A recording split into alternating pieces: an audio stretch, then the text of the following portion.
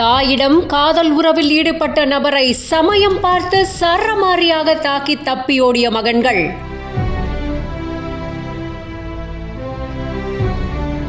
Police விசாரணையில் திடுக்கிடும் பல தகவல்கள். நடந்தது என்ன?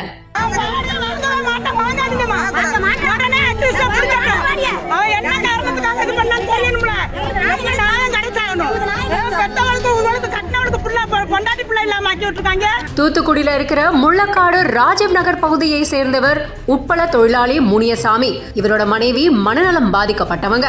இந்த நிலையில முனியசாமிக்கும் அதே பகுதியில வசிச்சுட்டு வந்த கணவனை இழந்த நிர்மலா என்ற பெண்ணிற்கும் காதல் தொடர்பு இருந்ததா கூறப்படுது. இந்த தொடர்பு நிர்மலாவின் மகன்களான சதீஷ் மற்றும் சுதாகருக்கு தெரிய வரவே கடந்த சில மாதங்களுக்கு முன்னாடி முனியசாமியை கண்டிச்சதா கூறப்படுது. ஆனா முனியசாமி தொடர்ந்து நிர்மலாவை பார்க்கறதுக்காக அவங்களோட வீட்டுக்கு வந்திருக்காரு. இப்படி இருக்க முனியசாமி தன்னோட சைக்கிள்ல சாமி நகர் பகுதியில் வந்துகிட்டு இருக்கும் போது அங்க வந்த சதீஷ் மற்றும் சுதாகர் முனியசாமிய சைக்கிள்ல இருந்து கீழே தள்ளி இருக்காங்க. அவரோட கழுத்து பகுதியில பலமா தாக்கி படுகொலை செஞ்சு தப்பி ஓடி இருக்காங்க. இதுல சம்பவ இடத்திலேயே முனியசாமி பரிதாபமா உயிரிழந்திருக்காரு.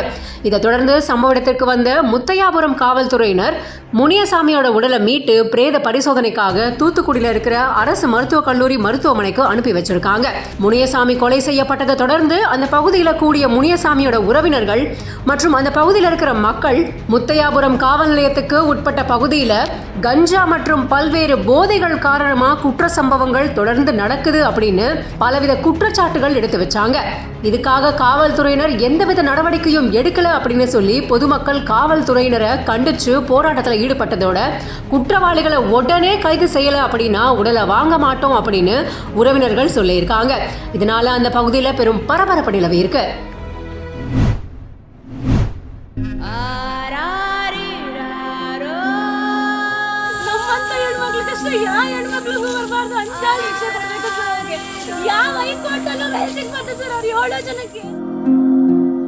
கர்நாடக மாநிலம் மாண்டியா மாவட்டத்தில் இருக்கக்கூடிய கேஆர்பேட்டை பகுதியை சேர்ந்தவங்க 26 வயதான பிரேமகுமாரி. இவங்களுக்கும் மைசூர் பகுதியை சேர்ந்த ராகவேந்திரா அப்படின்றவருக்கும் கடந்த 2022ஆம் ஆண்டு திருமணம் நடந்திருக்கு. திருமணத்தப்போ பிரேமகுமாரியுடைய பெற்றோர் 150 கிராம் தங்கமும் 5 லட்சம் ரூபாய் பணமும் கொடுத்ததா கூறப்படுது. திருமணம் முடிஞ்சு 3 மாதங்கள்ல ராகவேந்திராவும் அவருடைய குடும்பத்தாரும் பிரேமகுமாரிய பணம் கேட்டு தொந்தரவு செஞ்சுட்டு வந்ததா கூறப்படுது.